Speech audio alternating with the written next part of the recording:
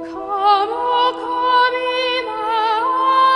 Emmanuel, and ransom captive Israel, that mourns in holy exile,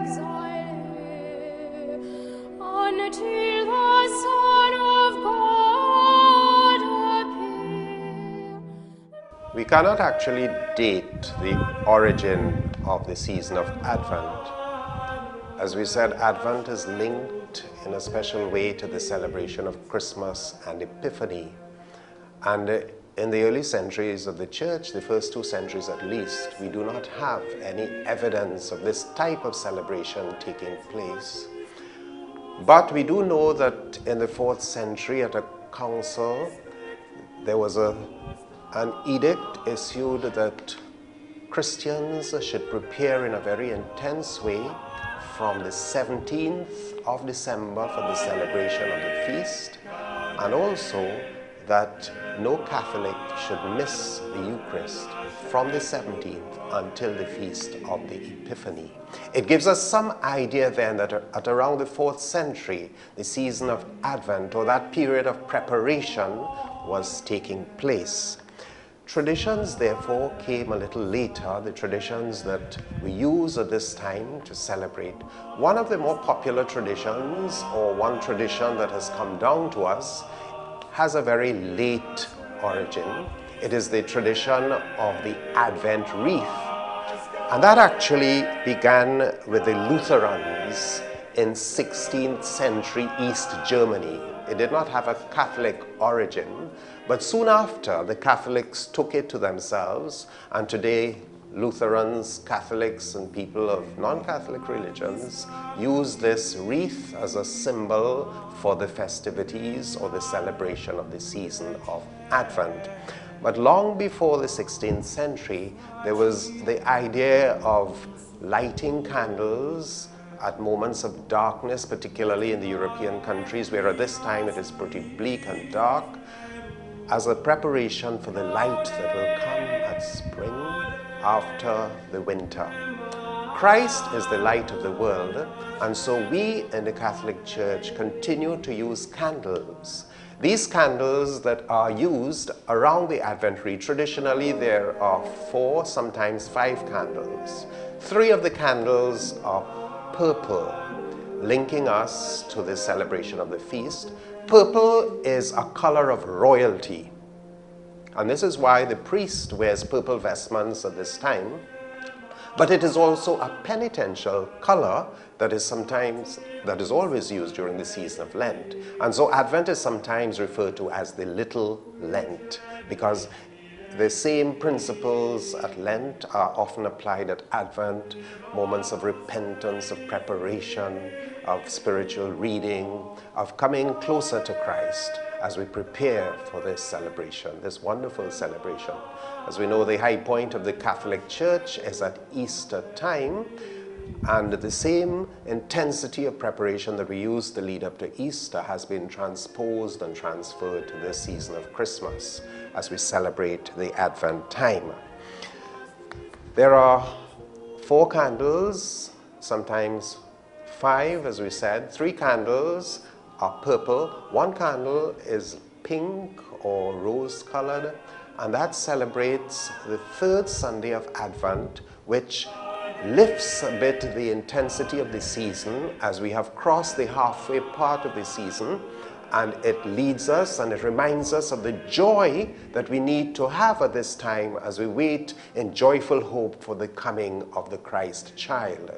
So there's pink around the 3rd Sunday of Advent, and then we go back to purple for the 4th Sunday of Advent. Some wreaths have a white candle, which is sometimes placed in the center of the wreath, which points to Christ, the one that we are waiting for, the light of the world who came to dispel all forms of darkness.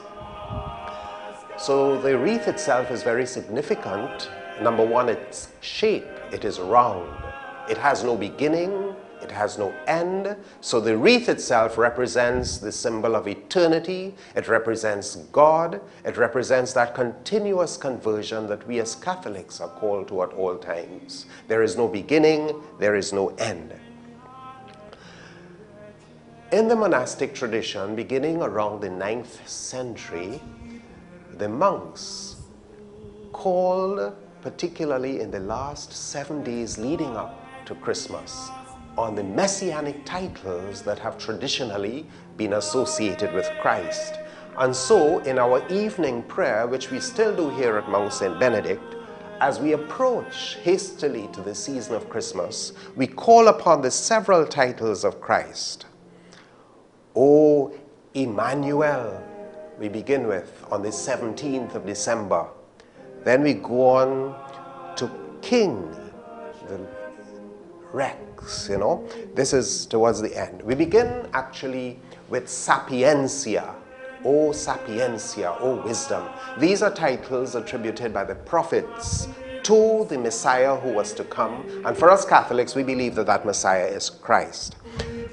O Sapientia, we call on the wisdom.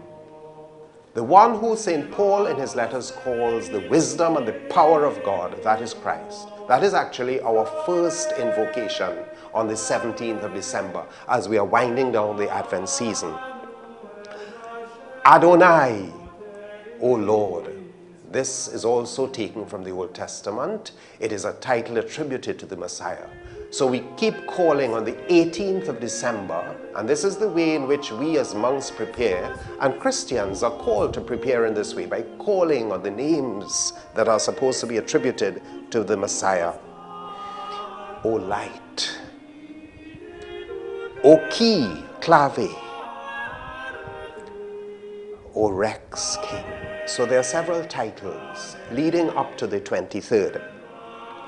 Now, what is quite unique about these titles of Christ is that the Latin names that they call, the very first letters of these Latin names, if you were to start backwards, beginning with Emmanuel, you will get the acrostic Ero Cras. E meaning Emmanuel, R Rex, O Oriens, C clave, R radix, root of Jesse, A Adonai, S sapientia, Ero cras. And what that means in the English translation is Christ speaking to us, tomorrow I will come. It is a very powerful invocation. And actually the monks would have prepared these invocations in a way that would give us that expectancy of Christ, and has the answer of Christ telling us, tomorrow I will come, Ero cras. It's a very beautiful way of preparation, so that towards the end of the season of Advent, it is a good way to prepare for the coming of Christ by invoking as Catholics these powerful names that have come down to us from the prophets, particularly Isaiah. Rejoice, rejoice.